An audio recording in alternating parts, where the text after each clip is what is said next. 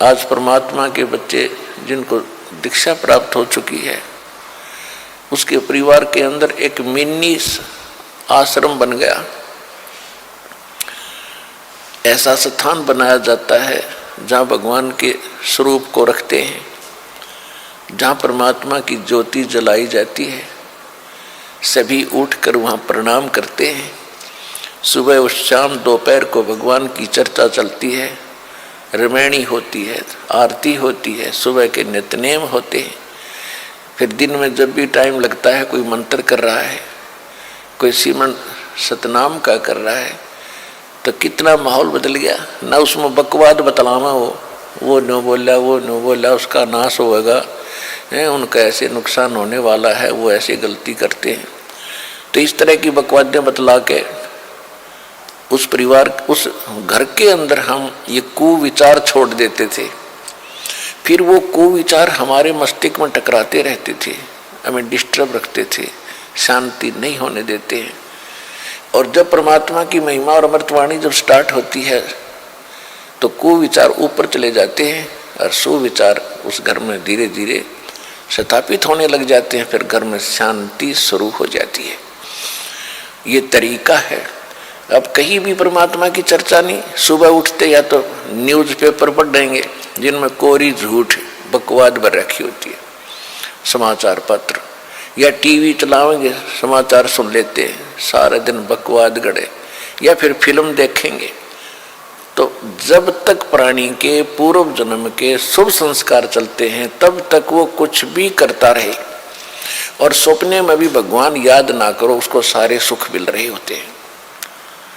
तो संसार ये देखता रहता है, भगत भी डिस्टर्ब हो जाते हैं कि हम भक्ति भी कर रहे हैं, हमें आपत्तियों का फिर भी कोई ना कोई सामना करना पड़ जाता है, और दूसरा व्यक्ति सारा दिन बकवाद करते हैं, शराब पीते हैं, ताश खेलते हैं, राजनीति में बड़े रहते हैं, और कोई भी बुरे काम की कोई टाल नहीं उनके, और वो फिर भी सुखी है।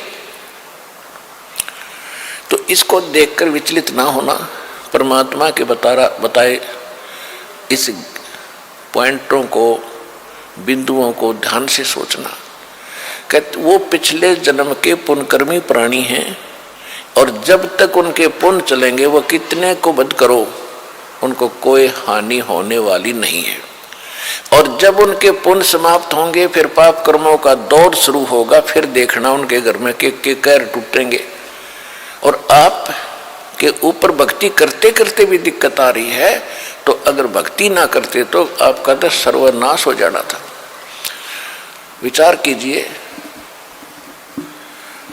जैसे आप जी ने सर्दी के मौसम में कंबल ले रखा है या स्वेटर पहन रखी है और सर्दी फिर भी लग रही है, तो ये ना सोचना कि आप उस स्वेटर ने आपका बचाव नहीं कर रखा। अब जैसे यहाँ भक्त कई कहते हैं जी हमने पाठ भी करवा लिया, जोत भी बोल दी, चौथी हाजरी भी लग गई, अभी तक हमें कोई विशेष लाभ नहीं हो पा रहा।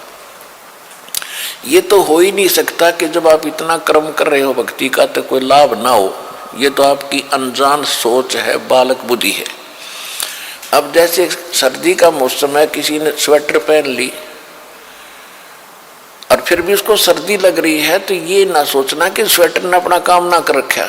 स्वेटर अपना काम कर रही है, लेकिन सर्दी अधिक है तो उसके लिए जर्सी और पहन ले ऊपर के, और उसके बाद भी सर्दी महसूस हो रही है तो कंबल ओढ़ ले। यानी ये नहीं है कि ये कहना कि मैंने जर्सी भी पहन ली फिर भी सर्दी का लग रही हाथ पैरों को। तो ये तो अनजान व्यक्ति कहेगा जिसने इस प्रोसेस का पता नहीं, भगवान के मार्ग का ज्ञान नहीं। तो जो आप पुण्य कर रहे हो और विधिवत कर रहे हो, पूरी विधि यहाँ पर प्राप्त है। गुरु जी के बिना दान करना व्यर्थ है। आप जी को सतगुरु मिले, आप जी को विधि मिली है, आपको पूर्ण परमात्मा मिला है, पूर्ण परमात्मा का मार्ग मिला, सत भक्ति मिली है, और फिर आप साधनाएं सही कर रहे हो, तो आप ये ना सोचना कि आपको लाभ नहीं हो रहा।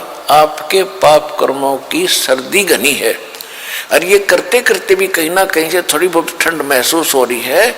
यदि ये ना कर रहे होते तो नमूनिया होकर मर जाते। ये समझ लेना।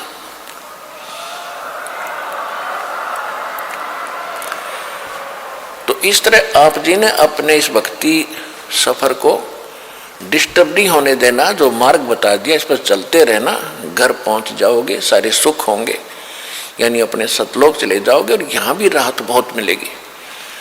तो इसी प्रकार जो ऐसा कहते हैं वो बालक है, और फिर ये सोचे कि हम भक्ति भी कर रहे हैं, दूसरा कुछ भी नहीं करता, उसके ठाठ हो रहे हैं, तो वो भी आप इस ज्ञान से सोचना कि जब बैटरी किसी ने चार्ज कर रखी है इन्वर्टर की और आगे चार्ज है नहीं, उनके पास लाइट कनेक्शन नहीं है और उनकी बैटरी, वो फिर भी उनके पंखे चल रहे हैं, बल्ब भी जग रहे हैं, तो इसे अंडरस्टूड है, अनजान से अनजान व्यक्ति आजकल समझ सकता है कि वो बैटरी कितने दिन चलेगी, एक दिन एंड होगा और फिर अंधेरे में बैठेंगे, वे गर्मी में मरेंगे। इसी प्रकार जब तक पुण्य कर्मों की बैटरी चार्ज है पूर्व जन्म की, तब तक वो आपको सुखी दिखाई देते हैं, चाहे कितने खोटे खोदो, और आप अच्छे भी कर रहे हो और फिर भी महसूस करते हो हम दुखी। आप दुखी नहीं हो, आपके ऊपर तो ना जाने के कहर टूटना था, भगवान ने आपकी रक्षा कर रखी है।